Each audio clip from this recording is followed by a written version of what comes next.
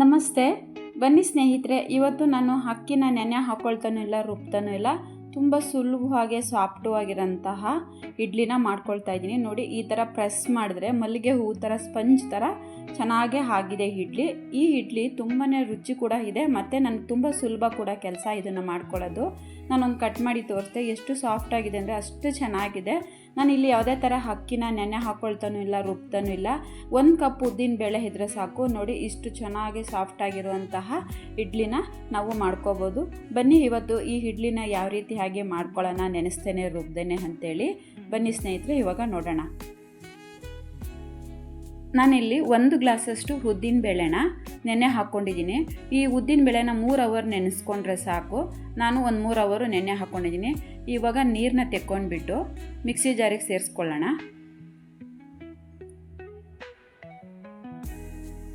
ನಾವು ಇಡ್ಲಿ ಮಾಡ್ಕೊಳ್ಳೋದಕ್ಕೆ ಯಾವ ರೀತಿಯಾಗಿ ರುಬ್ಕೊಳ್ತೀವೋ ಅದೇ ರೀತಿಯಾಗಿ ನಾನಿಲ್ಲಿ ನುಣ್ಣಗೆ ರುಬ್ಕೊಳ್ತೀನಿ ಉದ್ದಿನ ಬೇಳೆನ. ಇದ್ರ ಜೊತೆ ಇವಾಗ ನಾನು ಸ್ವಲ್ಪ ನೀರನ್ನ ಸೇರಿಸ್ಕೊಂಡು ನುಣ್ಣಗೆ ಪೇಸ್ಟ್ ಥರ ರುಬ್ಕೊಳ್ತೀನಿ.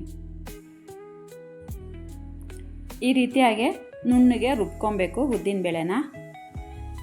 ರುಬ್ಕೊಂಡಿರೋ ಉದ್ದಿನ ಬೇಳೆ ಹಿಟ್ಟನ್ನ ಇವಾಗ ನಾನು ಒಂದು ಬೌಲಿಗೆ ಸೇರಿಸ್ಕೊಳ್ತಾ ಇದ್ದೀನಿ. ತುಂಬಾ ಸುಲಭ ಈ ರೆಸಿಪಿ ಮಾಡ್ಕೊಳ್ಳೋದು. ನೋಡಿ, ಇದ್ರ ಜೊತೆಲಿ ನಾನು ಅಕ್ಕಿ ರುಬ್ಬಬೇಕು ಅಂದರೆ ತುಂಬ ಟೈಮ್ ತೊಗೊಳ್ತಾ ಇತ್ತು. ನಾವು ಬರೀ 1 ಗ್ಲಾಸ್ ಉದ್ದಿನ ಬೇಳೆ ನೆನೆ ಹಾಕ್ಕೊಂಡ್ರೆ ಸಾಕು, ಒಂದು 4 ಜನಕ್ಕೆ ಬ್ರೇಕ್ಫಾಸ್ಟ್ ಆಗೋ ಅಷ್ಟು ಇಡ್ಲಿನ ಮಾಡ್ಕೋಬೋದು. ನಾನು ಇದನ್ನು ಮಾಡ್ಕೊಳ್ಳೋದಕ್ಕೆ ಯಾವುದೇ ಸೋಡಾ ಆಗಲಿ ಇನೋ ಪೌಡರ್ ಆಗಲಿ ಯಾವುದನ್ನು ಬಳಸ್ಕೊಳ್ಳಲ್ಲ.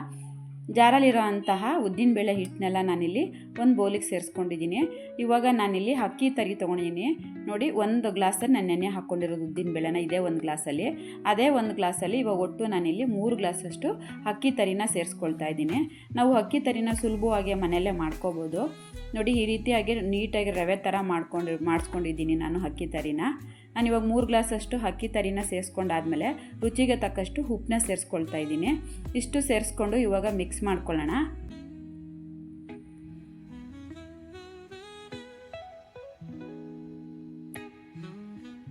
ನಾವು ಇದನ್ನು ನೀಟಾಗಿ ಕೈಯಲ್ಲಿ ಮಿಕ್ಸ್ ಮಾಡ್ಕೊಬೇಕು ಚೆನ್ನಾಗಿ. ಇದರದ್ದು ಏನಂದರೆ 5 ನಿಮಿಷ ನೀರು ಹಾಕ್ಕೊಂಡು ಸ್ವಲ್ಪ ಮಿಕ್ಸ್ ಮಾಡ್ಕೊಳ್ಳೋಣ.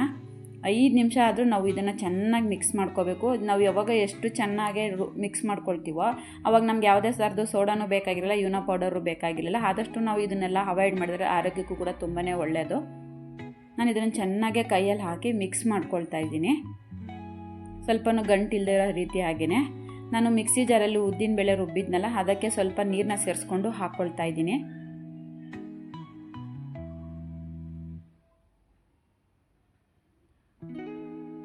ಚೆನ್ನಾಗಿ ಮಿಕ್ಸ್ ಮಾಡ್ಕೊಬೇಕು.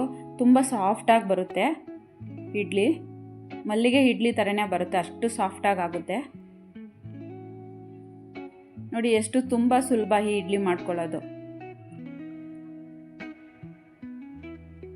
ಈ ರೀತಿಯಾಗಿ ಮಿಕ್ಸ್ ಮಾಡ್ಕೊಂಡಿದ್ದೀನಿ. ಇಷ್ಟು ಮಿಕ್ಸ್ ಮಾಡಿಕೊಂಡ್ರೆ ಸಾಕು. ಇಷ್ಟು ಮಿಕ್ಸ್ ಮಾಡ್ಕೊಂಡ್ಮೇಲೆ ನಾನು ಇದನ್ನು ಒಂದು ನೈಟು ನಾವು ಬಿಟ್ಕೊಂಡ್ರೆ ಸಾಕು. ಎಷ್ಟು ಸೊಕ್ಕದಾಗಿ ಹೂವು ಥರ ಹರಳಿರುತ್ತೆ.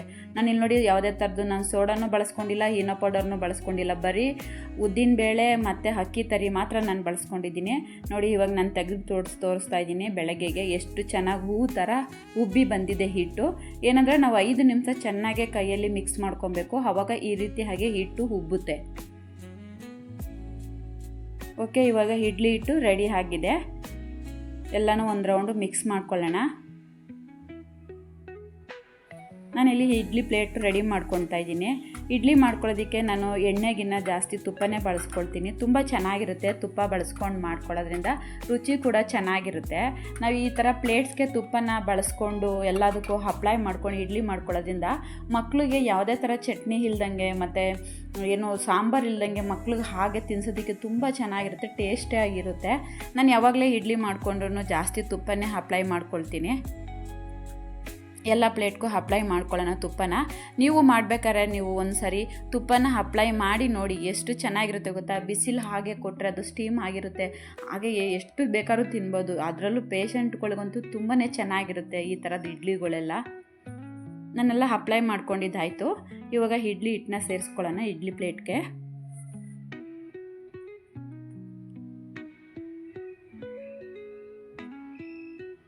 ನಾವು ಇದನ್ನು ಮಾಡ್ಕೊಳ್ಳೋದಕ್ಕೆ ಸ್ಟಾರ್ಟ್ ಮಾಡ್ಕೊಂಡಾಗಲೇ ನಾನು ಆಲ್ರೆಡಿ ಇಡ್ಲಿ ಪಾತ್ರೆಯಲ್ಲಿ ನೀರನ್ನ ಕುದಿಯೋದಕ್ಕೆ ಇಟ್ಕೊಂಡಿದ್ದೀನಿ.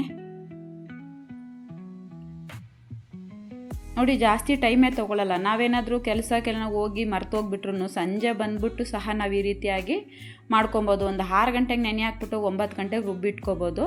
ಬಟ್ ನಾವು 6 ಗಂಟೆಗೆ ನೆನೆ ಹಾಕಿ 9 ಗಂಟೆಗೆ ಮಾಡ್ಕೊಳ್ಳೋದ್ರಿಂದ ಸ್ವಲ್ಪ ಆವಾಗ ನೀವು ಏನೋ ಸೋಡಾ ಬಳಸ್ಕೋಬೇಕಾಗುತ್ತೆ.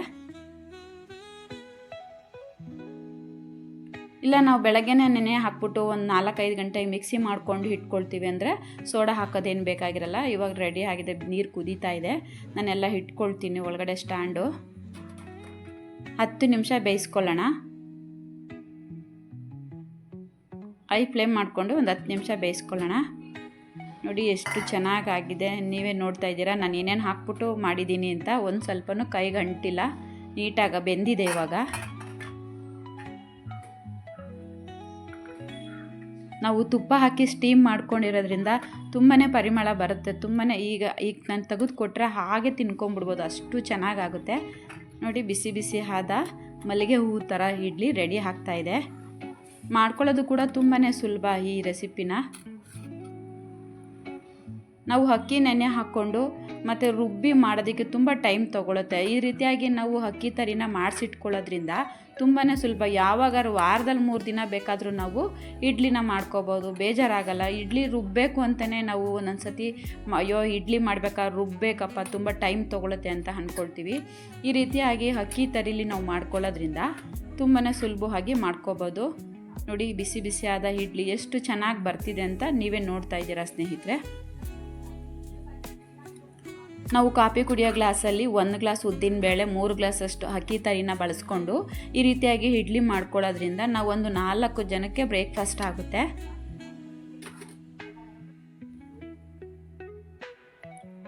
ಬಿಸಿ ಬಿಸಿ ಆದಂತಹ ಅಕ್ಕಿ ತರಿಯ ಇಡ್ಲಿ ರೆಡಿ ಆಗಿದೆ. ನೋಡಿ ಪ್ರೆಸ್ ಮಾಡಿದ್ರೆ ಪಂಜು ಥರ ಇದೆ.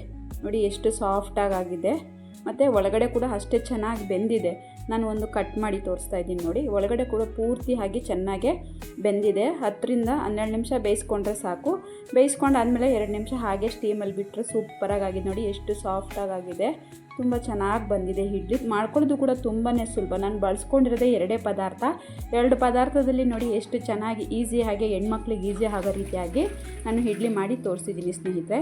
ನಾನು ಇದ್ರ ಜೊತೆಯಲ್ಲಿ ಸಾಂಬಾರು ಮತ್ತು ಚಟ್ನಿ ಮಾಡ್ಕೊಂಡಿದ್ದೀನಿ. ಲಾಸ್ಟ್ ವೀಡಿಯೋದಲ್ಲಿ ಇಡ್ಲಿ ಸಾಂಬಾರು ಹೇಗೆ ಮಾಡ್ಕೊಳ್ಳೋದು ಅಂತೇಳಿ ವಿಡಿಯೋ ಹಾಕಿದ್ದೀನಿ, ಒಂದು ಸಲ ನೋಡಿ. ಈ ರೆಸಿಪಿ ನಿಮ್ಗೆ ಇಷ್ಟ ಆದರೆ ಲೈಕ್ ಮಾಡಿ, ಶೇರ್ ಮಾಡಿ.